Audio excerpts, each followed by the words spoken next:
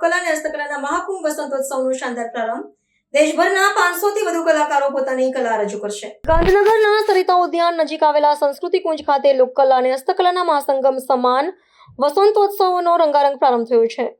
ગુજરાત સરકારના યુવક સેવા અને સાંસ્કૃતિક પ્રવૃત્તિઓની કચેરી તથા પશ્ચિમ ક્ષેત્ર સાંસ્કૃતિક કેન્દ્ર ઉદયપુરના સંયુક્ત ઉપક્રમે આયોજિત આ મહોત્સવ આગામી 2 માર્ચ સુધી ચાલશે.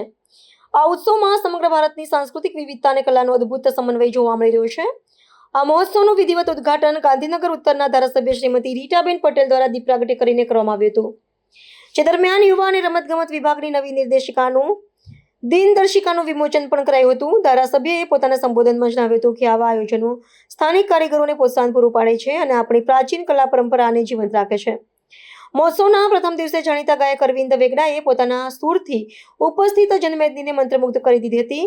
આ ઉપરાંત આશરે 500 થી વધુ કલાકારો આ મંચ પર પોતાની કલા પીરસી રહ્યા છે, જેમાં હસ્તકલાના પ્રદર્શન અને વેચાણને પણ વિશેષ સ્થાન આપવામાં આવ્યું છે.